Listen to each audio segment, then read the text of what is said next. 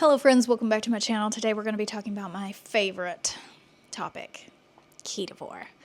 Now, I get lots of comments about using the term Ketovore. And we're going to kind of break those down and what Ketovore means to me, the mother of Ketovore. Some of these comments are, kind of rude. And they make me a little salty. I'm a very salty person, speaking of salt. Today's video sponsor is Element, a very salty electrolyte. 1,000 milligrams of salt, sodium. Also 200 milligrams of potassium and 60 milligrams of magnesium. They have many, many flavors. I, myself, prefer these. They are the raw, unflavored, and they are just electrolytes. There's nothing extra in them. It's a perfect electrolyte packet, and I just put it in water with a little bit of lemon juice in there, and it tastes amazing. Sometimes I add some apple cider vinegar in there to make it a little kombucha-y. Is that a word? And my kids absolutely love the flavored ones. They love the watermelon and the orange. Those are their two favorites. They also have these new cans that are pre-mixed, have the same electrolyte formula in them. So if you are interested, there is a link in the description that will give you a sample pack with all the flavors, including the raw unflavored, for free with any purchase, including the cans. You will get the free sample pack with 8 different flavors. They also have a chocolate salt, and y'all, it's almost fall. It's almost fall. And they come out with the specialty flavors in the winter months, and I'm very excited to see if they have any new ones this year. So head down there, click on the link, drinkelement.com/Neisha, drinkelement.com/Neisha. So what even is Ketovore? If you're new here, hi, my name is Neisha, and I am the mother of Ketovore. I am a registered nurse turned health coach and YouTuber, and I have, over the past 8 years, used carnivore as an elimination diet to get me to a personalized approach to manage my autoimmune disease symptoms. I have Hashimoto's. I got diagnosed when I was 30-ish, right before I found out I had fertility problems. And I have a whole video going through my Hashimoto's journey. But today we're going to focus on my eating, my diet, my personalized approach, Ketovore. I started using the term Ketovore back in 2020. I was making what I eat in a day vlogs, and I had just come off of a carnivore elimination diet, reintroduced foods back into my diet that I wanted to see if I could tolerate them. It was a very short list. It wasn't quite carnivore because I had things like onions, tomatoes, spices, seasonings, sauces, things that aren't technically carnivore, but it wasn't keto either because I was not eating a ton of vegetables, which when keto was first a thing, it was low carb, green leafy vegetables, eat lots of vegetables, and eat fatty meat. And I wasn't really eating that many vegetables. It was mostly steak with onions on top, or hamburgers with onions on top, or chicken thighs with a cream sauce that I made.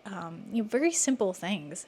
There weren't a lot of vegetables, but it still was not technically considered carnivore, and I got crap for that. So I just decided to slap keto and carnivore together and make a new word, and that word was Ketovore.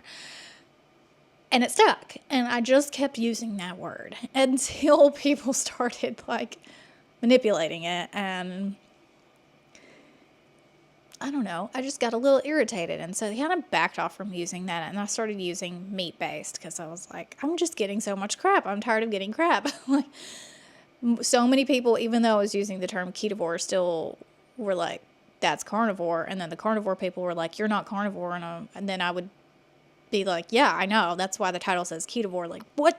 It just seemed like I couldn't communicate my way of eating to people.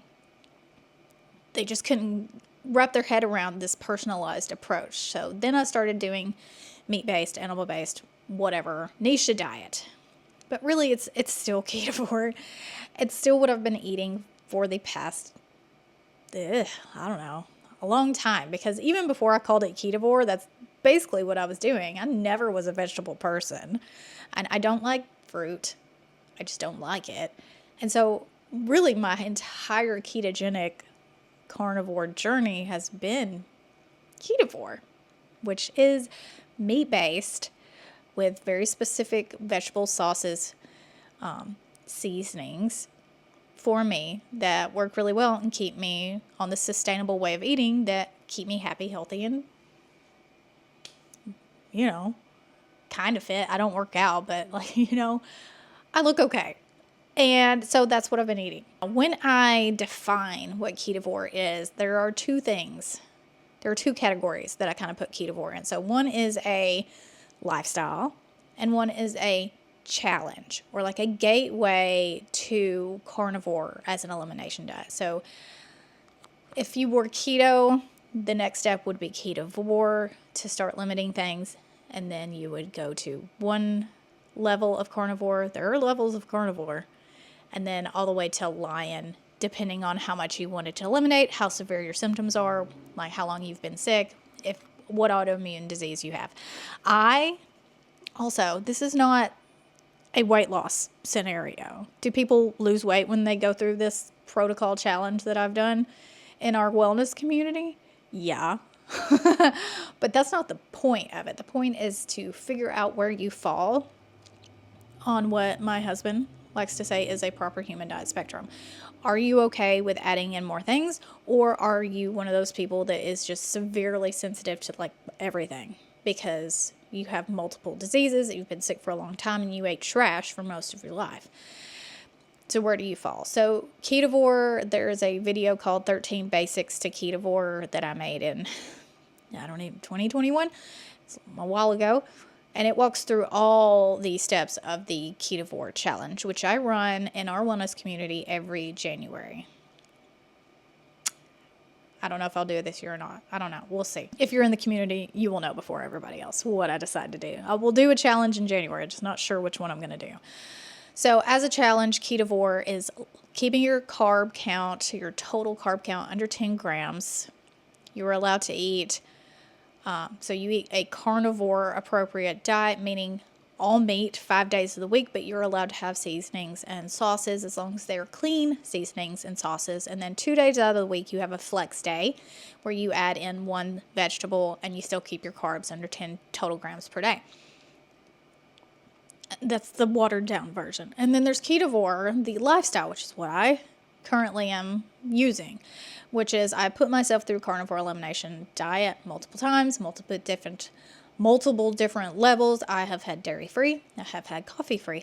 I have done pretty much every level except for lion because I just don't feel like that's necessary. I feel amazing doing what I'm doing. Like, why would I need to do that? I just don't think at this point in my life I'm going to do that. Maybe later, and maybe you need to do lion diet, but this is about Ketovore. So once I did all those different approaches, reintroduce those foods back in and cut out the ones that were causing me problems, be that brain fog, joint pain, headaches, gut issues, mental health issues. I kept track of all of this stuff the entire time to see, is this getting worse? Is this getting better? Did this affect me at all? Did this affect me a little bit?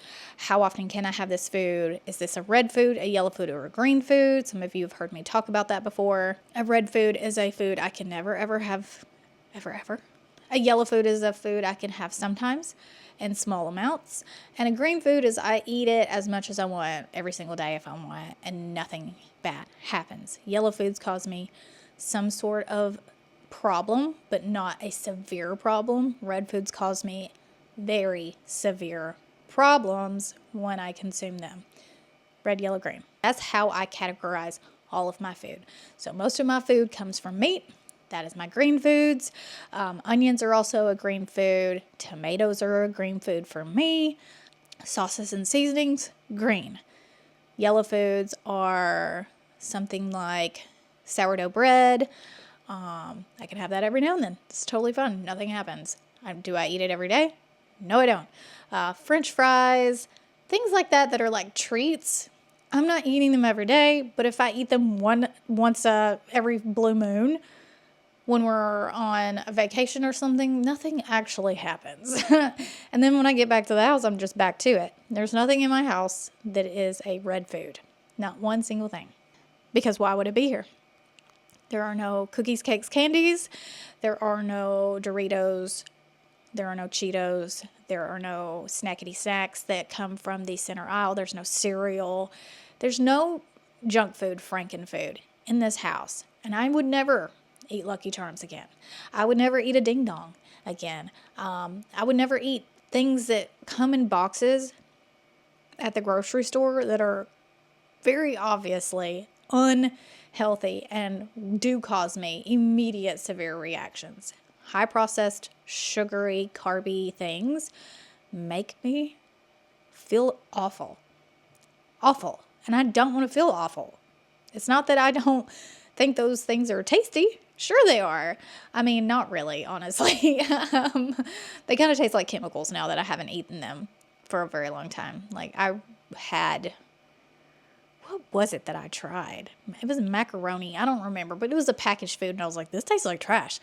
This doesn't even taste good. Why did I think this used to taste good? Because my palate is completely different than when I was eating highly processed packaged garbage for most of my life. But the whole point of Ketovore is I eat what makes me feel good. I don't eat what makes me don't feel good. And I don't follow anybody else's rules. I follow mine. My N=1 experiment is what I base everything off of. So if you don't know what this means, this is my friend Nick Norowitz. He has these shirts and he's very smart. Very, very smart man. N=1 is an experiment that you basically just do on yourself to figure out what works best for you. But, like, that sounds very simple, but it's not. And here's why. People lie to themselves all the time. So, with an N=1 experiment, you have to treat it like you're a scientist. That you are seeing things clearly and objectively and not emotionally. You cannot see this N=1 experiment through an emotional lens. Just because you don't want cheese to be causing you problems doesn't mean that cheese isn't causing you problems. Your denial is not going to make the facts different.